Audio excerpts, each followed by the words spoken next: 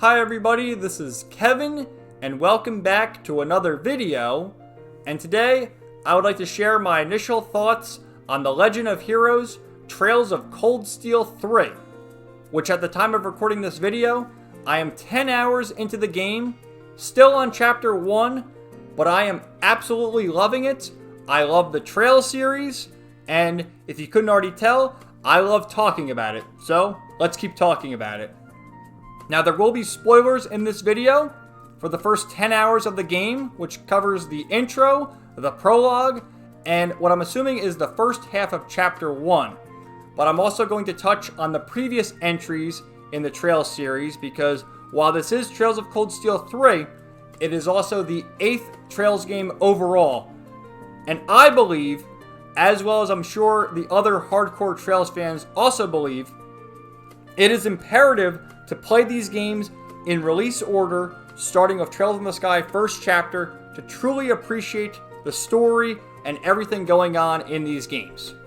I couldn't tell you how many characters and plot threads from the Sky trilogy as well as the Crossbell duology make their way into the story again in Trails of Cold Steel 3, and you're just going to get so much more out of it if you're familiar with these characters, you know their story, you played their games.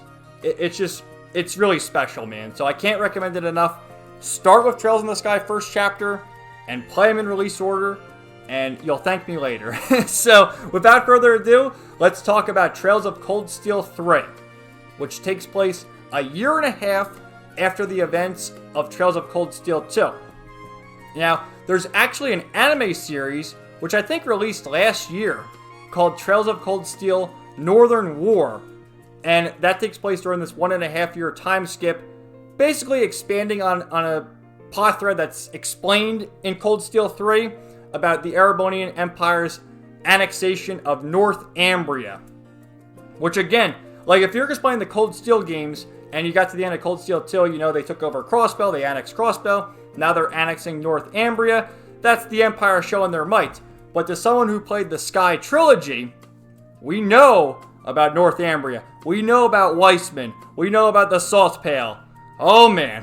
So it just makes it that much more impactful to those who played the earlier games. Anyway, a year and a half has passed, and our main protagonist, Reen Schwarzer, has graduated Thor's Military Academy and become Instructor Reen Schwarzer of Thor's Military Academy Branch Campus, which is in the city of Leaves, to the west of Heimdall. Remember, Trista had Thor's Military Academy to the east, and they have more campuses now because of the threat of Calvard and the Empire's expansion. So, Reen is now Instructor Reen. I believe he's 20 years old, and he's tasked with teaching new Class 7, who you see right there. We see one familiar face, but 4 new characters. And, of course, the familiar face being Altina Orion, and then the 4 newcomers being Una Crawford, Kurt Vander, Muse Egret, and Ash Carbide. Now, I'm in Chapter 1, and Muse and Ash haven't officially joined Class 7. They're characters, they're in the game, obviously, but they haven't joined Class 7. Obviously, they're going to join because of the artwork here for the title, but there you go. Now, I love Class 7 in the first 2 games. They're great. But you gotta admit, there's certain characters that don't receive as much development as others. I mean, how many were there? 11, 12, including Instructor Sarah. So there's a lot of characters. Whereas in this game, if we count Reen, there's 6 of them. So there's more time to flesh these characters out as individuals. And 10 hours in, I like them all already. So that's good. Now let's get right to it with the intro, which first we have the title screen, and I have over 400 screenshots, so you should know the deal if you're a returning viewer, but otherwise, I don't even know how long this video is going to be. It starts with an intro similar to Cold Steel 1, where we had our heroes in Garrelia Fortress, and remember, that was like the halfway point of the game, so I'm assuming this is also the halfway point of Cold Steel 3. And when we see the reveals this early on, it's like, whoa, this is crazy. But this is the former Noble Alliance base. And we see her, the Lance Maiden herself, Leanne Sandlot, Arianrod, in the flesh. Which I should mention, this game, well, the first two Cold Steel games were on the PlayStation 3 and PlayStation Vita, but they received re-releases on the PS4. This game, and then the later releases like Cold Steel 4, Reverie, they're all PS4 games. So you can see a leap in the graphics. Like the character models all look fantastic. Not that they even look bad in the older games, but you can see the improvement.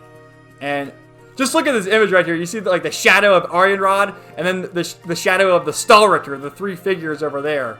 And the voice actor for Arianrod is Shirami Lee, one of my favorite voice actors, so just incredible. Trails continues to do an amazing job with the voice casting, and just the fact we're seeing Arianrod already, which, again, if you played, well, not Zero, but you played Azure, like, you know Arianrod. But in Cold Steel 1 and 2, they just sort of name drop her. Oh, Leanne Sandlot, Saint Sandlot, who helped Emperor Dreichels. But you got a lot of lore there, so what is she, 250 years old? What's going on here? All will be revealed in due time, I suppose. But we see the Stahlritter. Look at Duvalie the Swift. Which, yeah, in Trails to Azure, at least the PS4 re-release we got, they gave profile pictures to a few characters. Duvalie, Yuna, Toa, and then Gideon. Remember Gideon from Cold Steel 1? But yeah, the Stahlritter's ready to go. There's new Class 7, which we see Ash and Muse. Early in the game, like I said, it's just Yuna, Kurt, and Altina. But at some point in the story, Ash and Muse join. And Muse, she has a crush on Reed. He's so dashing, which, I don't know, man. Like, did they say how old they are? I think they're either 17 or 18, and Reed's 20, so I guess they're close enough in age, but he is their teacher, right? So, and they say Class 7, let's move out. So again, me playing this game, and not even knowing who these people are, like, oh, Class 7? And thinking back to the previous games. So here they are, and they're all level 35. Again, similar to Cold Steel 1, where I think they're like level 40. And they're ready to go. There's their battle pose. There's all their weapons. Like, okay, Altina uses Clam Soleus. Muse, I guess, uses some kind of shotgun. Yuna uses the Tonfas. Of course, she's from Crossbell, taken after her hero, Lloyd Bannings. Ash uses a scythe. And then Kurt uses dual swords. There's Yuna's S-Craft, fighting some archaisms from Ouroboros. And this is also pretty cool to see this, because Yuna is calling her Allie and referring to Clam Soleus as Sammy, similar to Milliam. And once you get to meet Altina again in the prologue, she doesn't like the nicknames. Everything's by the books by her. So I thought this was some cool character development that we're going to get to. But she doesn't like Clam Soleus being called Sammy still. So, whoop, there's the Stahlritter. And you fight the two of them in an unwinnable battle, of course. There's Kurt's S-Craft. Which, the new thing in this game... Oh, dude, so the combat in this game... All the Trails games have the same combat, but it gets better and better. Like, the link attacks continue. Now we have Brave points, and you can do Brave orders to do these powerful attacks. Just some cool stuff. There's Ash's S-Craft. So, they kick our ass. You can't beat them. And then Duvalie shows up. Talking about the main enemy. And this is funny as hell. Duvalie the Swift. And then Yuna says she's a ditz, but she's fast. Who are you calling a ditz, you cocky little hatchling? Which, how old is Duvalie? She's not that old, is she? And she's calling her a hatchling? But Duvalie the ditz, I thought that was just so funny. So they're getting ready to fight. And of course, Class 7 was no match for two Stahlritters, so against the whole group, what are they going to do? When Reen Schwarzer, an old Class 7, shows up. And I love who they chose to bring here. We have Instructor Sarah, Eustace, Gaius, and Milliam ready to go. Oh yeah. Look at this, man. Look how badass this... I love Milliam getting her fists ready to go. Of course she has Lammy, but everyone else has weapons and she's got her fists. So here's the intro, a new tale of the Erebonian Empire. And we get some character portraits. I couldn't screenshot all of them because it went by so fast, but there's a few I got here that I want to mention. There's Crossbell's Pride and Joy, Una Crawford, Elisa! Which, yeah, we're going to see all of Class 7 again. They show them all here. I could only get one of Elisa, which her new outfit looks great, man. I can't wait to see her, and I'm sure her reunion with Rean will be so sweet. Oh god, this is what I wanted to talk about. Azure Siegfried, like, bro, I know who that is. I mean, you all know who that is. It's freaking Crow. But how is Crow alive? Which, the guy behind him, we'll talk about him in a second, too. You know, Crow died, of course, in Trails of Cold Steel 2. But obviously he's alive in this game, because that's totally not Crow wearing a mask. Azure Siegfried, the Ordine, the Azure Knight, the Azure Tree, Trails to Azure, the Azure Diva, Vita Clotilde. Unbelievable. So this makes me question, what if Gileath Osborne actually died, and he was brought back to life the same way, however, Crow is brought back to life? Which the silhouette behind him, the guy holding the big sword, that's Rutger, Fee's father. And remember, Zeno and Leo were talking about bringing the boss back. So how is Rutger back? And is he going to be a bad guy? What is going on there?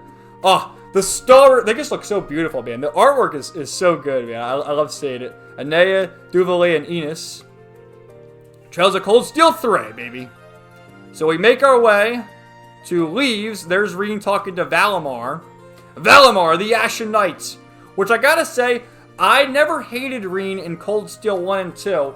But I still feel that Estelle and Lloyd are better characters. However, even playing the first 10 hours of this game, I like Rean's role better in this game than I did in Cold Steel 1 and 2 as the instructor. What do you guys think in the comments? Maybe leave one down below of what you thought. But I think he fits the role of instructor Rean, the mentor figure, better than the regular student. But I understand, they have to get to this point. They got to go slow and steady. I like Rean better in this game than I did the first 2 games. That's all I'm saying.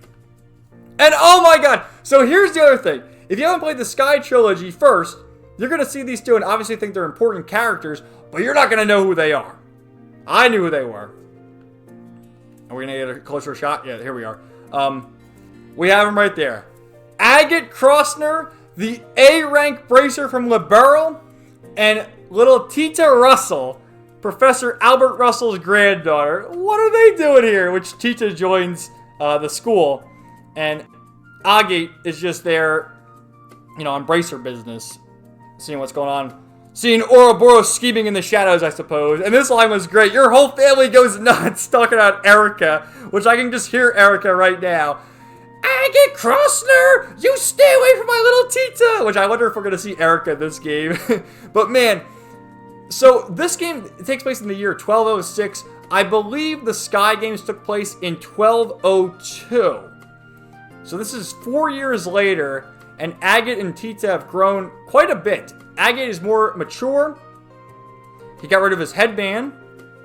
And Tita's grown a little, and it's just, oh my god, it's so cool to see that, man. I was going crazy seeing the 2 of them in 3D, having voice acting. Great stuff. And Liberal. And then we see the bro, Patrick High Arms, which I hated this guy in Cold Steel 1, but he really grew on me, and him and Rean are best bros now. You love to see it. And they have a moment right here. Look at that. Shaking hands. I hated Patrick in the first game.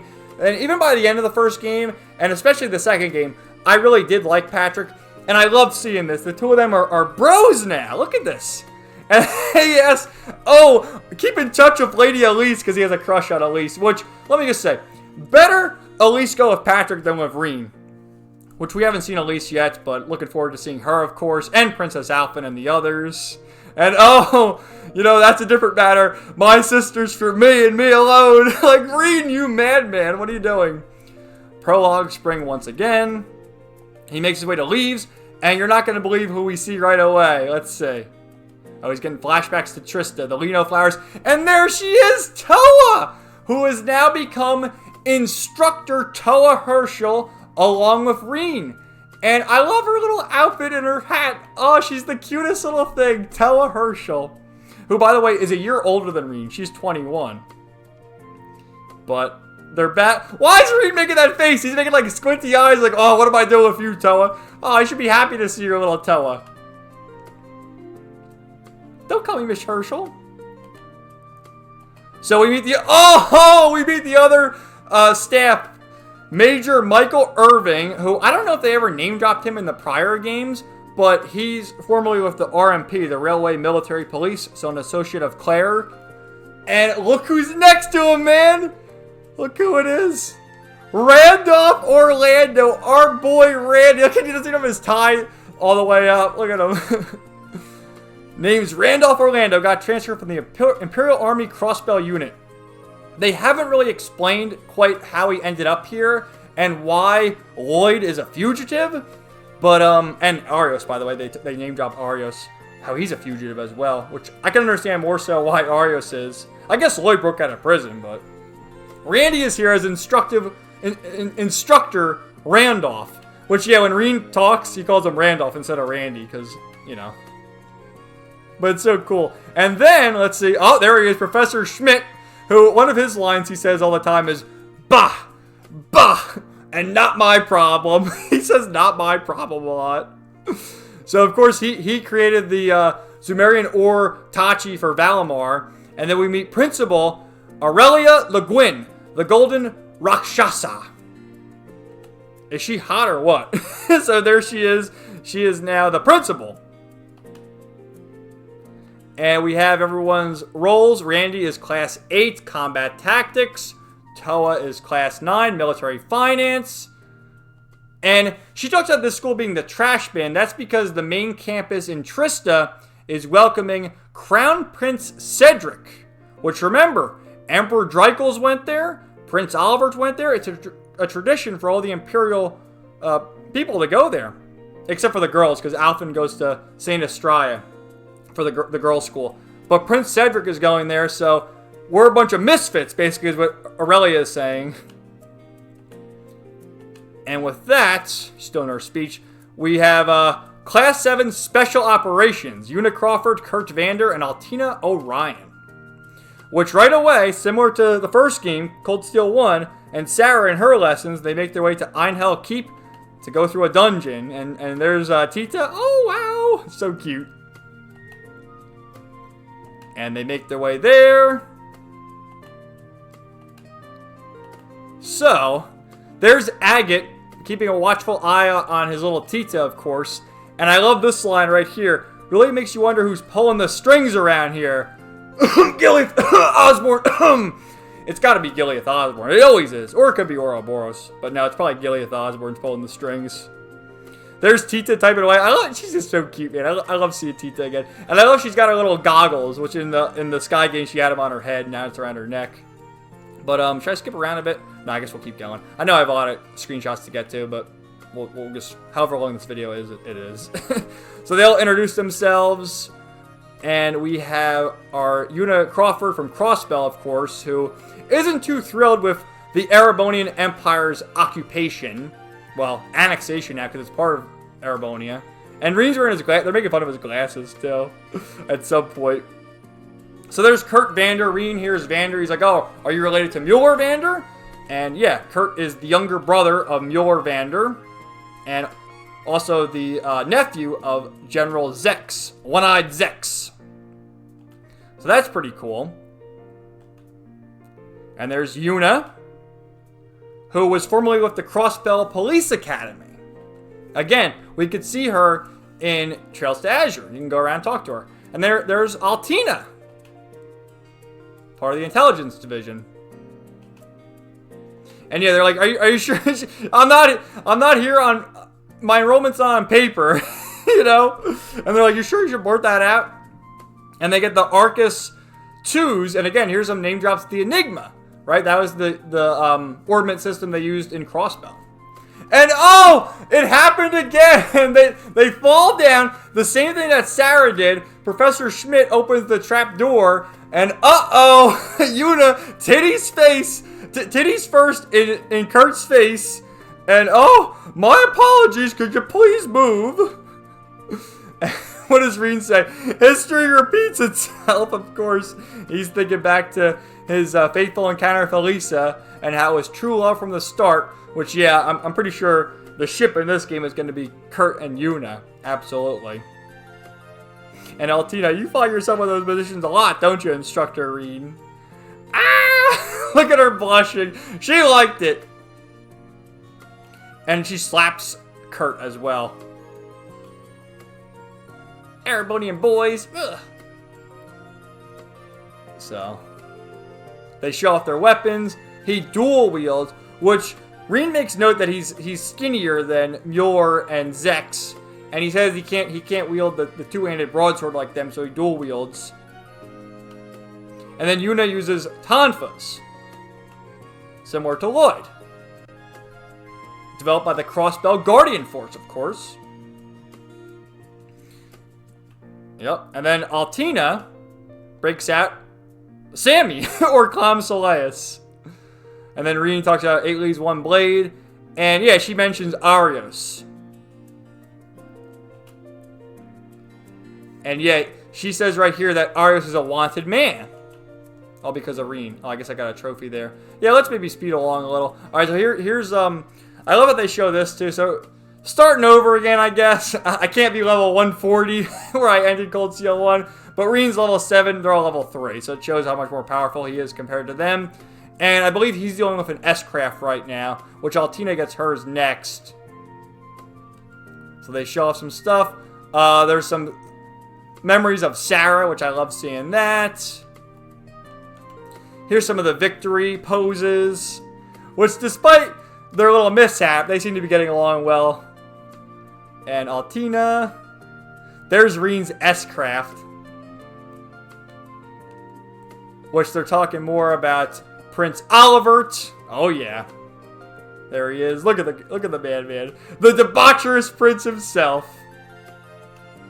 So they fight a magic knight that, well, actually, I think we fight a regular boss first. And then Professor Schmidt summons a magic knight. Yeah, we defeat him. Because he's just toying with his experiments. And then after that, everyone's watching and like, oh, so sweet, Reen. They did it. It's fine. Yeah. Major Michael there is like, oh, you know, this kind of training, is it really necessary? Oh, but everything worked out, didn't it? So they keep going.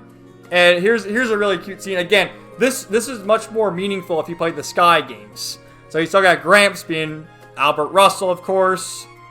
And like, oh, you've grown so much, Tita.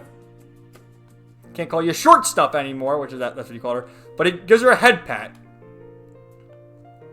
And the old enemies talking about Ouroboros. That's right.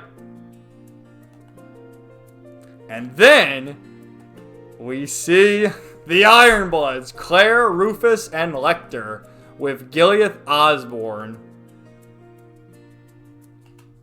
And that he's talking about Ouroboros. So, with North Ambria's annexation, every bush those serpents would dare hide in has been burned to ash. We shall simply have it, and my worthless son dance at the end of our strings. So, remember Agi was talking about pulling the strings? This guy's pulling the strings, and his worthless son, Reen. What an asshole. Fuck him. Which I do like Gileath Osborne as a villain. Great villain. I love this, too. The images there. There's an image of Class 7, his adoptive parents and Elise, and then Patrick. And the 50 Mira coin from Crow. So you get the anime opening, which was great. I couldn't screenshot everything. There's Gileath. What's that eye? Is that his eye? Like, what the fuck's going on there? But look how even... Totally not the bad guy, right? And then Class 7, which... This is interesting because it's their new designs. Their new outfits, how they've aged up a year and a half. Which we'll get to a few of them later. So that's the end of the prologue. Oh, you get like videos now. And here's Yuna waking up in her family with Mishi! Look at that. The pride and joy of Crossbell. And they apologize right away. Remember, it took Reen and Elisa some time, but they eventually apologize. And Kurt's like, is every weirdo from Crossbell like you? What do you mean? What does she say? Run that by me again, will you? And they decide to shake hands, become friends. Glad to be your classmate, Kurt. So it's nice to see that. Really cute scene. And then Altina shows up. I'm the third wheel in your relationship. I see how it's progressed. Our relationship? No, that's not it. Kurt's smiling and she's blushing. It's totally your relationship. Don't lie. So we see Ash. And then Muse. And this is a cute line. Well then, Instructor Rin, let's give it our all. Likewise, Instructor Toa. Chapter 1, Reunion. Which I theorize, we've seen a few, but I theorize we're going to see pretty much everyone from Old Class 7 again in this chapter. Oh, this was another... See, all these screenshots have meaning. It's just a matter of do I have to go through all of them. But she's talking about the GDP, how it rose 42% from 2 years ago.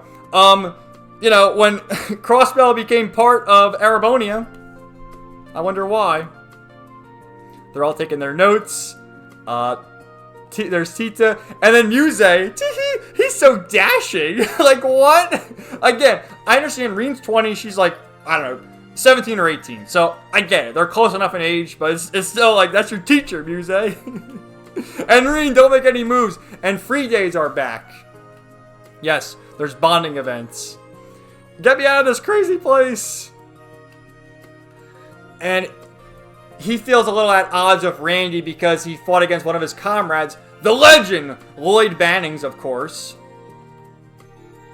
So we meet some interesting characters. Here's Freddy, one of the students who likes eating insects. Just look at him. What a weirdo. And Tita causing a mess. That's her first intro. Which, again, we all knew it was Tita, but for you noobs who skipped over the games, there's Tita.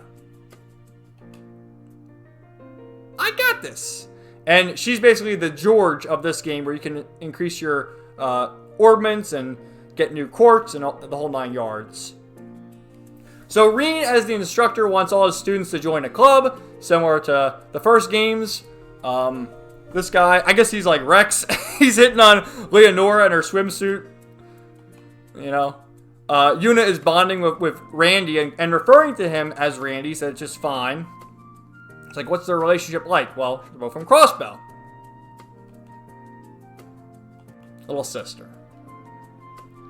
Of course Yuna knows him, but Rin feels awkward about bringing up Lloyd because of what happened. Which I get it. But still, and again, I do like Rin here, but Team Lloyd all the way, baby. Free Crossbell from the Imperial clutches. Oh, I thought this was fun again. I mentioned this in my spoiler discussion. March 25th is my birthday, so I just thought it was cool that they include that multiple times in these games.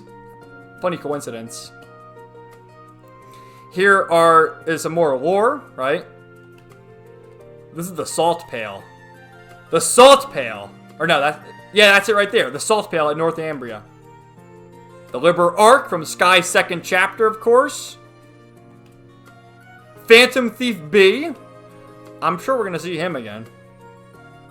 This is a redux of the Northern War, led by Aurelia and Wallace, as well as, you see Sarah over there. But, you know, she's making a face. I know why now, thinking about it. Because she was from Northumbria. Remember she fought those Jaegers when they were going after Duke Alberea in Cold Steel 2?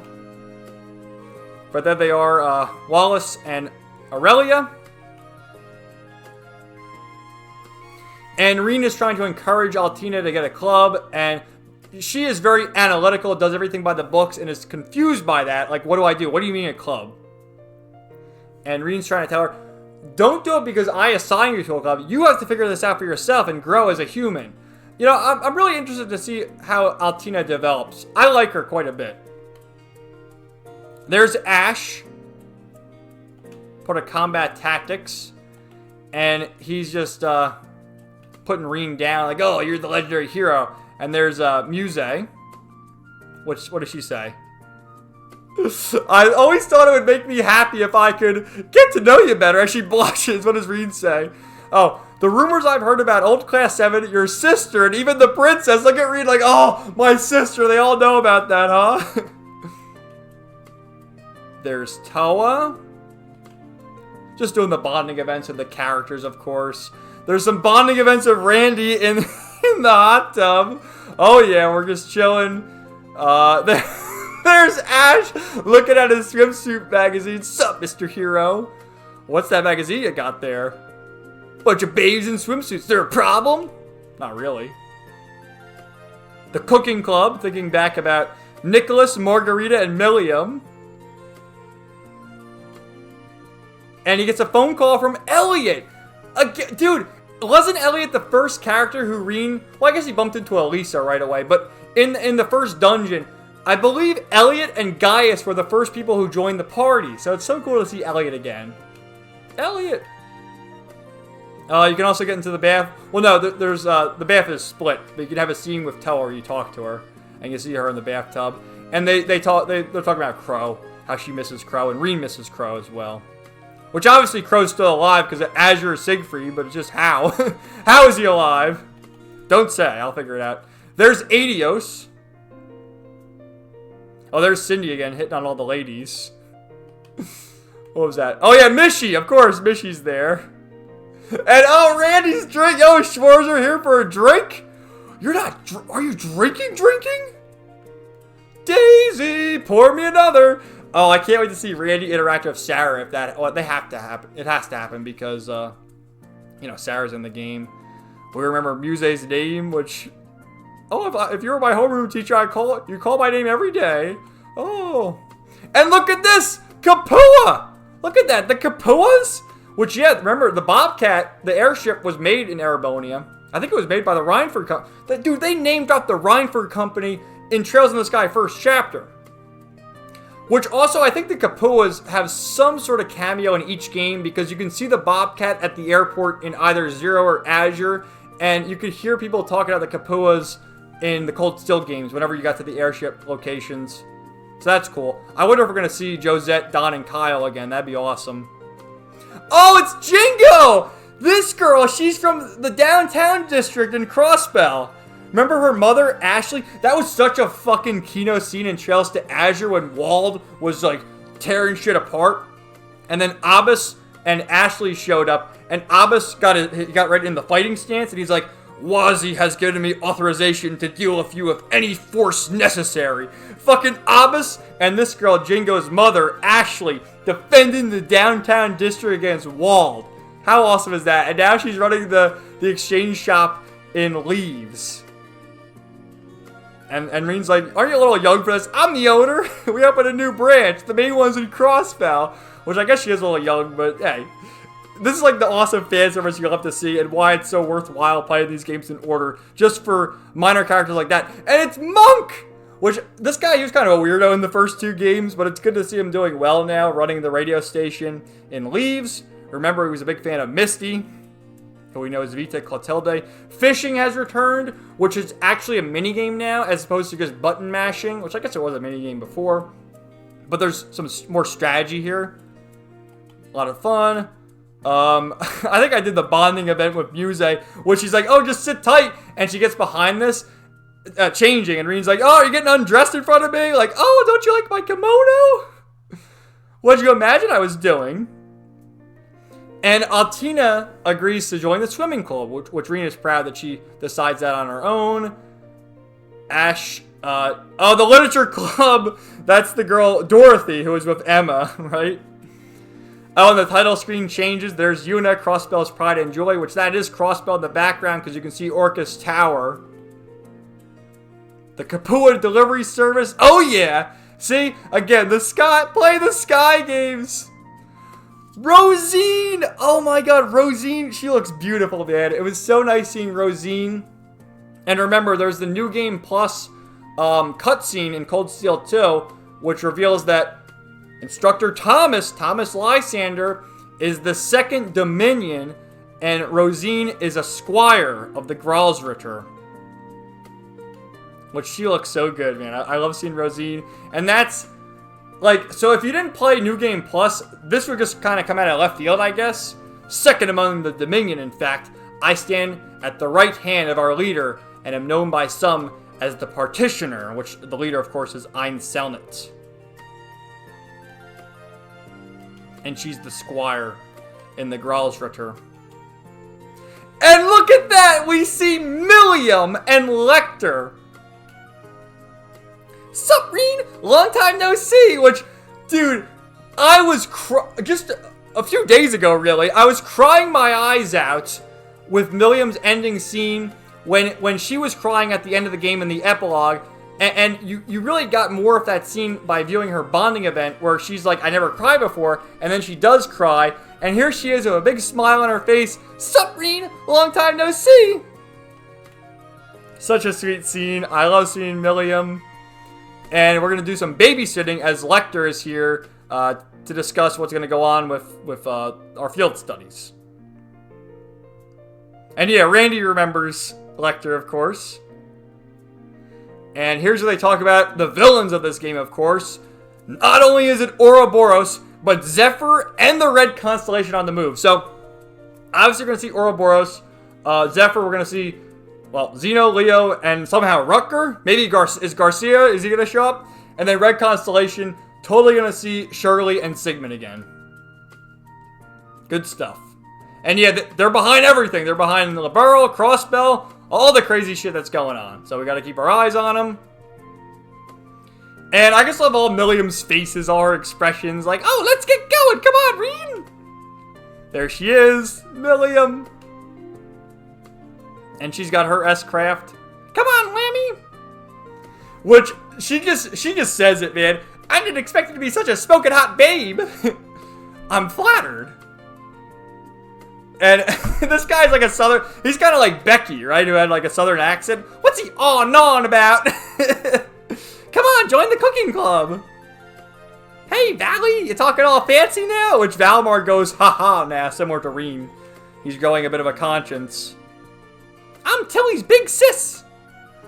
Oh, and then they talk about the flashback here of the legend, my favorite protagonist, Lloyd Bannings.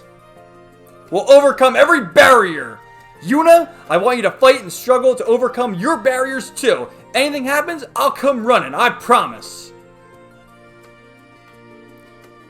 So, Randy's here, yeah, talking about Ashley from the exchange in Crossbell.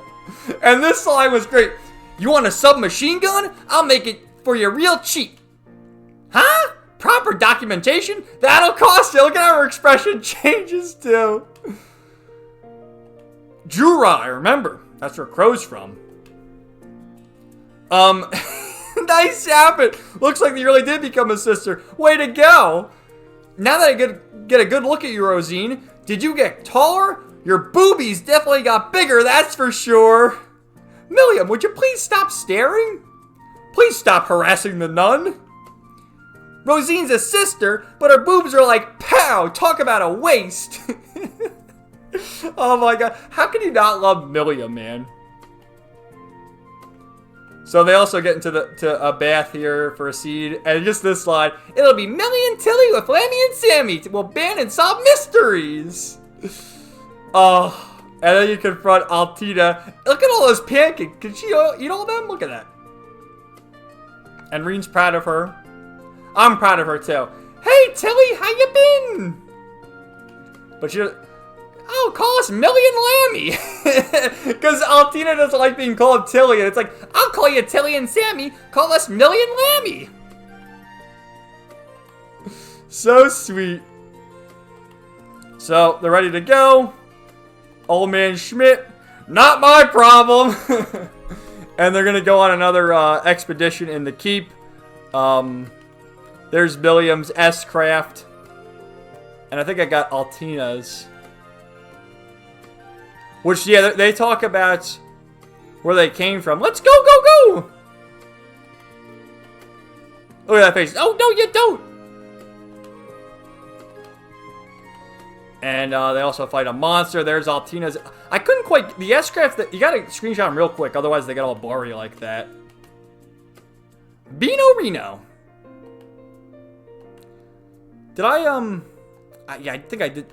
They talk about, like, their model numbers. They're from the Black Workshop, remember? Yeah, okay, they're Black Workshop, and they're homunculi. Yeah, so they're like Kia. They're similar to Kia. And the Black Workshop betrayed Ouroboros, joining Osborne. But anyway, they leave, and she says something, I'm gonna go pester Eustace. Oh, Eustace better watch out. Let's hang out again. Aw. And this line, I was thinking of this line, because it's like, you get a lot of emotion of this, just seeing how happy and outgoing Milliam is, and then you see Altina, like, all very monotone, like, she and I, are we truly the same? What are you worried about? Milliam is Milliam, and you're you. And, okay, so Monk told Reen to listen to Abentime, And it's Misty! What? Vita Clotilde's still alive, but now she's back as Misty, and they're thinking, okay, this bitch, she was part of Ouroboros doing evil stuff, but in the end, she was upset with what happened to Crow and helped us. Remember?